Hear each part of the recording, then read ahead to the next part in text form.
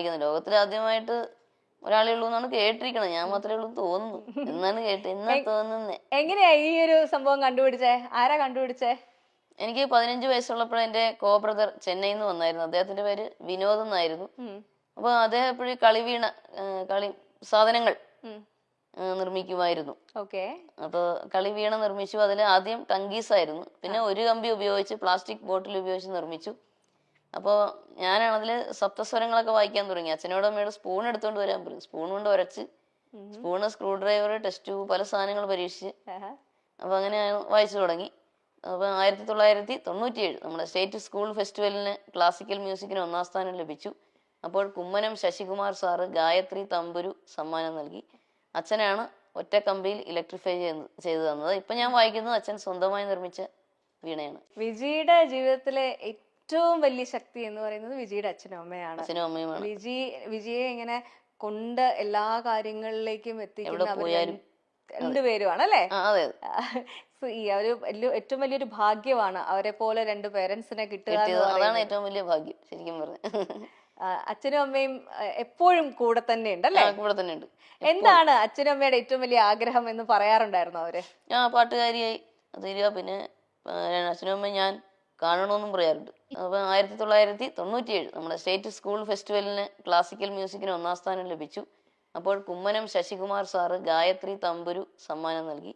അച്ഛനാണ് ഒറ്റ കമ്പിയിൽ ഇലക്ട്രിഫൈ ചെയ്തു തന്നത്. ഇപ്പൊ ഞാൻ വായിക്കുന്നത് അച്ഛൻ സ്വന്തമായി നിർമ്മിച്ച വീണയാണ്. വിജിയുടെ ജീവിതത്തിലെ ഏറ്റവും വലിയ ശക്തി എന്ന് പറയുന്നത് വിജിയുടെ അച്ഛനും അമ്മയാണ്. അച്ഛനും അമ്മയുമാണ്.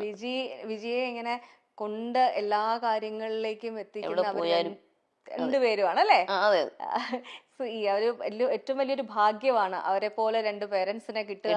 അതാണ് ഏറ്റവും വലിയ ഭാഗ്യം ശരിക്കും പറഞ്ഞു. അച്ഛനും അമ്മയും എപ്പോഴും കൂടെ തന്നെ ഉണ്ടല്ലേ? കൂടെ തന്നെ ഉണ്ട്. എന്താണ് അച്ഛനും അമ്മയുടെ ഏറ്റവും വലിയ ആഗ്രഹം എന്ന് പറയാറുണ്ടായിരുന്നു അവര്? പാട്ടുകാരിയായി തീരുക. പിന്നെ അച്ഛനും അമ്മയും ഞാൻ കാണണമെന്നും പറയാറുണ്ട്. അത് പ്രധാനമായിട്ട്. നല്ലൊരു ജീവിതം ഉണ്ടാകുക, ഇതൊക്കെ തന്നെ. സംഗീതത്തിൽ എത്ര എത്തിക്കാമോ അത്ര എത്തിക്കുക എന്നുള്ളതാണ്. നമ്മളെ അച്ഛനമ്മമാര് നമ്മളെ നോക്കുന്നത് പോലെ വേറെ ആർക്കും ചെയ്യാൻ പറ്റില്ല എന്നുള്ളൊരു സംഭവമുണ്ട്.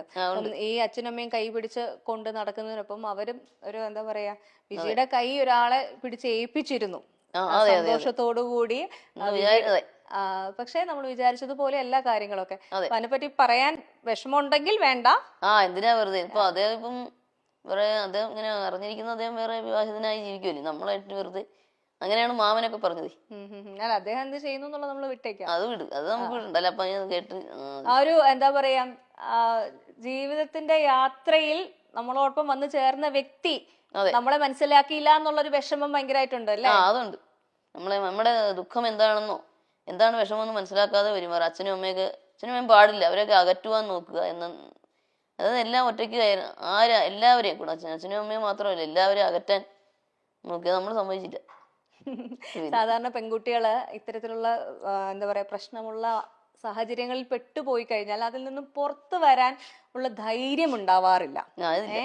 പക്ഷെ വിജി സത്യത്തിൽ ഒരു വലിയൊരു പ്രശ്നത്തിൽ നിന്നും രക്ഷപ്പെട്ട് കരകയറി എന്നാണ് ഞാൻ വിശ്വസിക്കുന്നത്. ആ ധൈര്യം എങ്ങനെ കിട്ടി? അത് പണ്ടേ എനിക്ക് അങ്ങനെ വാശിയുള്ള സ്വഭാവം. എന്താണെങ്കിലും നമുക്ക് ഇഷ്ടമില്ലാത്തെന്ന് പറഞ്ഞാൽ എന്തൊക്കെ നിർബന്ധിച്ചാലും നമ്മള് ചെയ്യൂല. അപ്പൊ ആ വാശി ഞാൻ അവിടെയും കാണിച്ചു. അത് തന്നെ വിജിയെ അകറ്റാൻ ശ്രമിച്ചത് വിജിയുടെ ഏറ്റവും പ്രിയപ്പെട്ട പാരന്റ്സിൽ നിന്നും അതേപോലെ തന്നെ വിജിയുടെ സംഗീതത്തിൽ നിന്നും കൂടിയാണല്ലേ? എല്ലാം കൂടെ. പാരന്റ്സിനെ അകറ്റുമ്പോൾ നമ്മുടെ സംഗീതത്തിനെയും ബാധിക്കുമല്ലോ. നമ്മുടെ മനസ്സിന് വിഷമം വരുമ്പോൾ സംഗീതത്തെയും ബാധിക്കും. പിന്നെ പുള്ളിക്ക് മിണ്ടിയ ദേഷ്യമൊക്കെ അങ്ങനെയൊക്കെ ആയിരുന്നു. മിണ്ടിയ ദേഷ്യം. അതിപ്പോ നമ്മള് പാട്ട് കേൾക്കുമ്പോഴേ കൈ കൊട്ടുക, താളം പിടിക്കുക, എല്ലാത്തിനും ദേഷ്യം. ഞാൻ പറയാതെ ദേഷ്യം വെച്ചോണ്ട് അവിടെ എങ്ങനെ പോയി ഇരിക്കാൻ പറയും.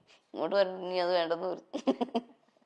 ഈ ഒരു സ്പിരിറ്റ് സത്യം പറഞ്ഞു കഴിഞ്ഞാൽ നമ്മളെ ഒത്തിരി ബുദ്ധിമുട്ടിലൂടെ കടന്നു പോകുന്ന ദാമ്പത്യത്തിൽ നിൽക്കുന്ന ഒരുപാട് പേർക്കൊരു ഇൻസ്പിറേഷൻ ആവട്ടെ. കാരണം നമ്മുടെ ലൈഫ് മൊത്തത്തിൽ ഒരാൾക്ക് അടിയറവ് പറഞ്ഞ് കീഴടങ്ങി കൊടുക്കേണ്ടതല്ല. പറ്റില്ല, പ്രശ്നമാണെങ്കിൽ പുറത്തു വരാനുള്ള അത് തന്നെ ഊർജ്ജം മറ്റുള്ളവർക്ക് ഉണ്ടാവാൻ വേണ്ടിയിട്ടുള്ള ഒരു ഇൻസ്പിറേഷനും കൂടിയാണ് കേട്ടോ വിജി. അതെ. പിന്നെ അല്ലാണ്ട് അങ്ങനെ കീഴടങ്ങേണ്ട ആവശ്യം എന്താ? അതിന്റെ ആവശ്യമില്ല. ലൈഫിലെ ഏറ്റവും വലിയ പ്രേരണ എന്താണ്? പ്രേരണ അച്ഛനും അമ്മയുടെയും പ്രോത്സാഹനം. ഇതൊക്കെ തന്നെ അച്ഛൻ്റെ അമ്മയുടെയും പ്രോത്സാഹനമാണ്. പിന്നെ ഇത് നമ്മുടെ സ്വന്തം ഇഷ്ടപ്രകാരം ആരും പറഞ്ഞിട്ടല്ല കേട്ടോ. അച്ഛനും അമ്മയൊന്നും എന്നാ നീ വേണ്ടാന്ന് വച്ചേക്കെന്ന് പറഞ്ഞിട്ടില്ല. കാരണം നിന്റെ തീരുമാനമാണ്, നിന്റെ ജീവിതമാണ്, നീ ആലോചിച്ച് തീരുമാനിക്കുക. എല്ലാരും അങ്ങനെയാ പറയുന്നത്.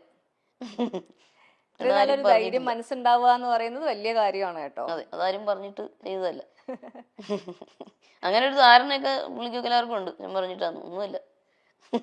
അല്ല നമ്മള് എന്താ പറയാ, നമുക്ക് നല്ലത് പറഞ്ഞു തരുന്നവരുടെ കേട്ട് കഴിഞ്ഞാലും കുഴപ്പമില്ലല്ലോ. തെറ്റൊന്നും ഇല്ലല്ലോ. പറഞ്ഞു എന്ന് വെച്ചാൽ